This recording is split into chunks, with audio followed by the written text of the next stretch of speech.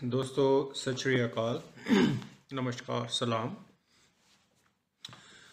दोस्तों, अगर हमें पुर्तगाल के अंदर फाइल सबमिट करने के बाद अगर जॉब ढूंढनी है तो कौन सी जॉब ऐसी हैं या कौन सी जॉब्स ऐसी हैं जो हम इजीली ले सकते हैं और उसके बिहाफ पे हम काम करके अपना कॉन्ट्रैक्ट जो है टैक्स वगैरह भर के और बाद में हम रेजिडेंसी ले सकते हैं। आज हम इसके बारे में जानेंगे। तो दोस्तों, इससे पहले कि मैं आज की वीडियो स्टार्ट करूं, मैं आप सब लोगों से रिक्वेस्ट करूंगा कि अगर हो सके तो ज़रूर हमारा जो पुर्तगाल का ग्रुप है वो ज्वाइन करें। डिस्क्रिप्शन के अंदर आपको लिंक मिल जाएगा और इसके अलावा हमारा एक ऑफिशियल पेज भी है, उसका लिंक भी आपको डिस्क्रिप्शन में मिल जाएगा। क्योंकि इमिग्रेशन को लेकर के पूरे यूरोप में कौन सी कंट्रीज़ ओपन है, कहाँ पर पॉसिबिलिटीज़ अब ज़्यादा हैं और कहाँ पर आप लीगली आगे सेट हो सकते हैं, उसकी सबसे पहली जानकारी जो है वो हम अपने ग्रुप में ही शेयर करते हैं दोस्तों। और अगर आप लोग मुझे कांटेक्ट करना चाहते हैं, मुझसे कुछ पूछना चाहते हैं या मुझे कुछ बताना चाहते हैं तो आप ज़रूर मुझे कांटेक्ट करिए। आपके पास दो ऑप्शंस अवेलेबल हैं, फेसबुक मैसेंजर और इंस्टाग्राम। फेसबुक मैसेंजर के लिए मैंने जो लिंक डिस्क्रिप्शन में दिया हुआ है, और अगर आप इंस्टाग्राम के थ्रू मुझे कांटेक्ट करना चाहते हैं तो आपको स्क्रीन के ऊपर भी एक बार कोड शो हो रहा होगा। अगर आप उसको अपने अकाउंट से स्कैन करेंगे तो आप मेरे अकाउंट तक आ जाएंगे। इसके अलावा डिस्क्रिप्शन के अंदर भी लिंक अवेलेबल है। तो दोस्तों, अगर हम बात करते हैं फर्स्ट ईमेल की, तो अंदाज़न अगस्त 2020 वालों को सभी को फर्स्ट ईमेल मेरा ख्याल है रिसीव हो चुकी होगी। अगर अभी भी कोई ऐसे भाई हैं तो डरने की ज़रूरत नहीं है। अगर आपको अभी तक नहीं आई है तो जल्द ही 1-2 दिन के अंदर आपको आ जाएगी। और मेरा अंदाज़ा है कि अब सितंबर पहले 1 और 2 सितंबर वालों को जो है फर्स्ट ईमेल रिसीव हो रही होगी। आप अपना जो रजिस्टर्ड ईमेल है उसे चेक करते रहिए। और दोस्तों, सेफ ने 15 अगस्त 2020 तक सभी लोगों को सेकंड ईमेल यानी कि फिंगर्स की डेट पिक करने की ईमेल सेंड कर दी है।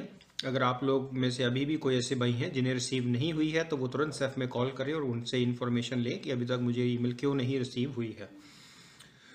और अब दोस्तों, 10 दिन का टाइम पीरियड नहीं रहा है कि जिस तरह से पहले था कि अगर आपने 10 दिन में नहीं रिप्लाई किया तो आप फिर सिस्टम में बहुत ही पीछे चले जाते हैं।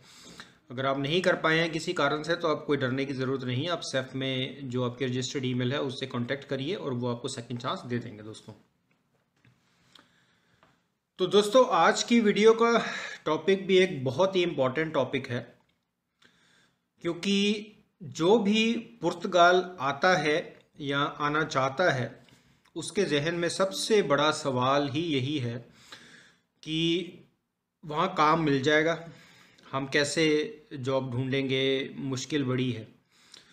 क्योंकि दोस्तों, ये कड़वा सच है कि मुझे नहीं लगता कि जितने भी लोग पुर्तगाल आते हैं उनमें से कोई भी ऐसा होगा जिसका कोई ना कोई जानकार इंसान यहाँ पर ना हो। मामा, चाचा, ताया या कोई कज़न ब्रदर या कोई ख़ास यार दोस्त यहाँ पर ज़रूर होते हैं। पर दुखद बात यह है कि वो लोग भी आप लोगों के साथ कब गोलमाल कर जाएं आपको पता भी नहीं चलता। क्योंकि यहाँ पर आप किसी पर ट्रस्ट नहीं कर सकते हैं इमिग्रेशन के मामले में। तो दोस्तों, वो लोग अगर उनके हाथ में हो भी तो भी वो शायद आपकी मदद नहीं करते हैं और मे भी शायद मदद करने के अच्छे खासे पैसे आपसे मांगते होंगे। मुझे नहीं पता, अगर ऐसा है तो मैं कह नहीं सकता। तो दोस्तों, जो भी लोग पुर्तगाल आए हैं जिनके पास जॉब अभी तक नहीं है या जो पुर्तगाल आने का प्लान कर रहे हैं, तो वो किस सेक्टर के अंदर जॉब अप्लाई करें और वो उनको इजीली मिल भी सकती है। जैसा कि दोस्तों, मैंने अपनी एक पुरानी वीडियो के अंदर भी आप लोगों से कहा था कि पुर्तगीज़ गवर्नमेंट ने खुद ने ये बात कही थी कि 4 सेक्टर्स ऐसे हैं, एग्रीकल्चर का, कंस्ट्रक्शन का, रेस्टोरेंट इंडस्ट्री और होटल इंडस्ट्री। यहाँ पर एक्यूट शॉर्टेज है स्टाफ की। अब जैसे अब कोरोना का इतना शोर नहीं रहा, तो अब जैसे जैसे जो समर नज़दीक आ रहा है, टूरिस्ट बढ़ने शुरू हो जाएंगे, तो इन इंडस्ट्रीज़ के अंदर फिर सबसे ज़्यादा प्रॉब्लम होटल और रेस्टोरेंट इंडस्ट्री के अंदर आती है, क्योंकि इनके पास बंदे नहीं होते हैं। पर दोस्तों इस इंडस्ट्री के अंदर एक रिक्वायरमेंट ये है कि आपके पास पुर्तगीज लैंग्वेज आपको आनी चाहिए है। बहुत अच्छी तरीके से नहीं, पर आप कन्वर्सेशन बातचीत कर सकें।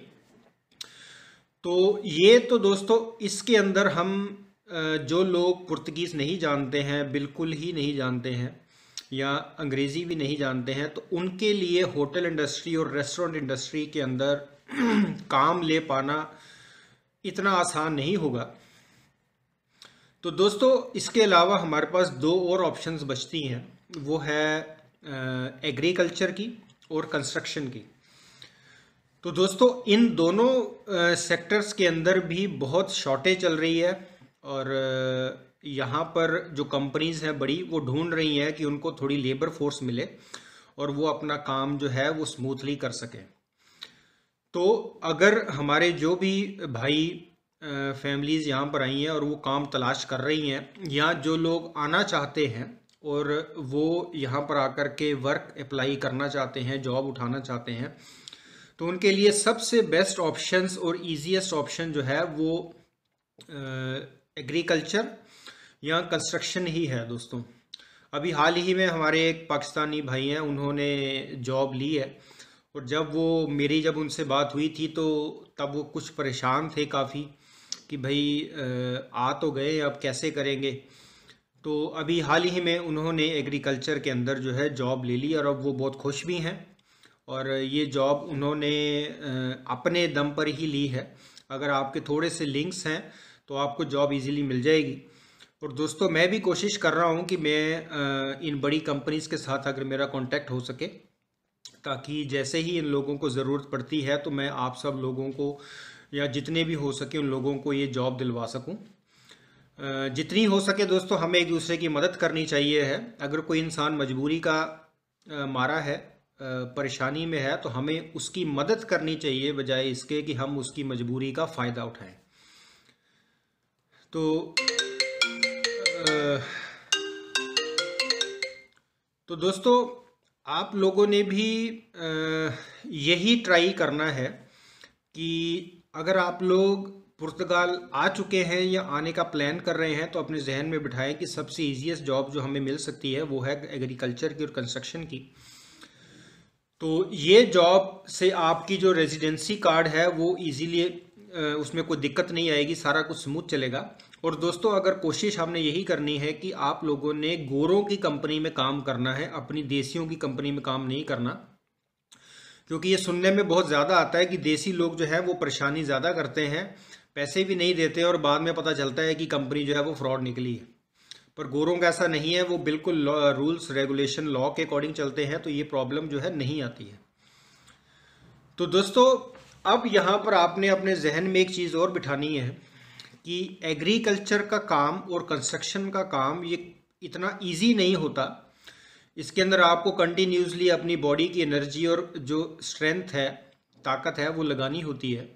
क्योंकि दोस्तों गोरे जो हैं वो इस चीज़ को नोटिस में करते हैं कि अगर हमने किसी को काम पे रखा है और वो काम उस स्पीड से या उतनी जान से नहीं कर पा रहा, तो वो आपको हो सकता है कि बाद में कहें कि भाई हम तुम्हारे साथ कंटिन्यू नहीं कर सकते हैं, क्योंकि तुम्हारा जो रिज़ल्ट है, जो ऑन एवरेज जो आपकी आउटपुट होनी चाहिए थी, वो नहीं है। तो ये बात अपने जहन में रखनी है। और क्योंकि कंस्ट्रक्शन का काम भी दोस्तों काफ़ी वज़नदार काम होता है, तो आप लोगों ने ये एडजस्ट करना है कि अगर आप लोग इन दोनों सेक्टर्स में अप्लाई करने की सोच रहे हैं, तो अपने आप को पहले ज़रूर देखें कि मैं किस सेक्टर में सही रहूँगा। और दोस्तों अगर हम एग्रीकल्चर की बात करते हैं, तो एग्रीकल्चर का जो कंपनीज़ हैं वो ज़्यादातर बाहर, सिटीज़ से बाहर हैं, जैसे ओदी मीरा, सेंटा तोनिया, इस तरफ या फारो की तरफ आपको, पोर्तो की तरफ आपको एग्रीकल्चर कंपनीज मिलती हैं। और ये जो कंपनीज़ इनके फार्म हाउसेस होते हैं, इन्होंने अपने फार्म के अंदर ही घर बनाए होते हैं, जहाँ पर जो लोग काम करते हैं वो वहीं रहते हैं, ताकि वो टाइम पर काम स्टार्ट करे और आराम से अपने कमरे में चले जाए। तो ये भी आपने बात अपने जहन में रखनी है, क्योंकि शहरों के अंदर इनका लिंक नहीं होता है, आपको वहीं रहना होगा और वहीं रह कर के आपको काम करना होता है। तो ये दोस्तों एक अच्छी चीज़ है कि अब आप लोग जो भी यहाँ पर आए हैं या आने की प्लान कर रहे हैं, तो आप लोगों को एग्रीकल्चर और कंस्ट्रक्शन के अंदर जॉब मिल सकती है। मैं भी पूरी कोशिश कर रहा हूँ कि जैसे जैसे मेरे लिंक्स बनते जाते हैं तो हम लोगों को एडजस्ट करवाएं किसी तरीके से, और वो लोग अपना जो प्रोसेस है वो स्मूथली करें और टाइम पर उनको रेजिडेंसी कार्ड मिले बिना किसी प्रॉब्लम के। तो उम्मीद करता हूँ दोस्तों कि आज की वीडियो आप लोगों को पसंद आई होगी। हम अगली वीडियो के अंदर मिलेंगे कोई नई इन्फॉर्मेशन के साथ, एक नई जानकारी के साथ। अगर आप लोगों को लग रहा है कि मेरी कोई इन्फॉर्मेशन गलत है, उसे सही करने की ज़रूरत है, तो ज़रूर मुझे कमेंट सेक्शन में लिख करके बताएं और मैं उसे करेक्ट करूँगा। दोस्तों, सोर्सेज सही फॉलो किया करिए। सिर्फ कोई यहाँ वहाँ से उठा के बात कह देता है, हम उसे मानने की ज़रूरत नहीं है। ज़रूर पूछा करें कि भाई तुम जो इन्फॉर्मेशन दे रहे हो ये कहाँ से इन्फॉर्मेशन तुम लेके आए हो। तो दोस्तों, अपना ख्याल रखिए, अपना प्यार और आशीर्वाद इस तरह से बना के रखिए। मिलेंगे अगली वीडियो के अंदर। आप सब लोगों का बार बार हार्दिक तौर पे धन्यवाद।